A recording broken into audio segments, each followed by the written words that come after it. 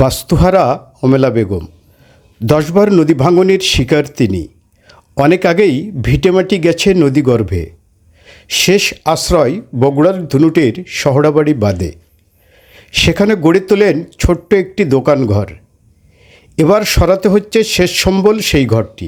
ওখানে 10 ভাঙা দিয়ে এখানে আসছিল, এসে এখানে বাড়ি এই ভেঙে গেল, সেম্বিটা ভেঙে গেল। এখন কোথায় যাব? আমার বাঁচতে আর কোনো তৈরি নেই। কী করি? নিম্ন চরণের গরিব আমরা। আমার ঘরে মনে হয় কপাল খারাপ, ভাগ্য খারাপ। আমরা জোর এখন কোনো কিছু করে পাইনি। কে ঘর দরজা কালকে মনে হয় জড়াইয়া তুলে থুসি মানুষের ফিলের মধ্যে দিছি। এখন কোথায় যাব, কুটি কী করবো? আমার ঘরে নিরাপত্তা নাই। এই দোকানটা নিয়ে প্রতিষ্ঠান নিয়ে বসে আসছিলাম, এটাও আমার ভেঙে গেল। আমার আর থাকার জায়গাই নেই। অমেলার মতো এমন দুর্দশা নদীপাড়ের বহু মানুষের। নদীতে বিলীন হয়েছে ব্যবসা প্রতিষ্ঠান, আবাদি জমি। এই ভাঙনের জন্য অবৈধ বালু উত্তোলনকে দুষছেন স্থানীয়রা। বহু মানুষ ক্ষতিগ্রস্ত হলেও থেমে নেই বালু উত্তোলন। দোকান করে থাকছি, তারপরে আমরা কি করি চিন্তা ভাবনা আমরা আর কোনোটা করে এইরকম যদি বালু তোলে হাজার হাজার বিঘা সম্পত্তি আঙুর চলে গেছে।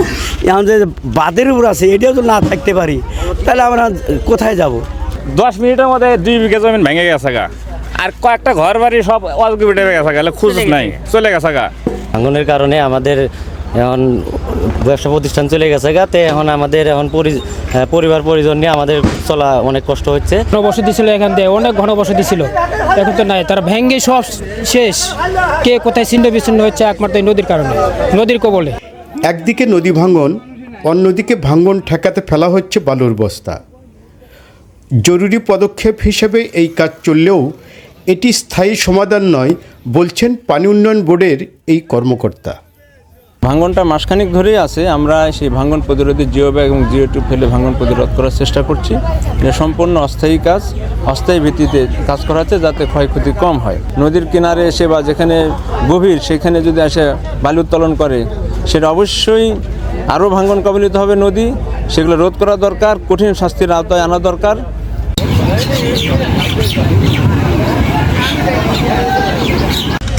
যমুনা নদীর ভাঙন রোধে স্থায়ী ব্যবস্থা নেবেন সংশ্লিষ্ট কর্তৃপক্ষ, এমনটাই দাবি ভাঙন জনপদের মানুষের।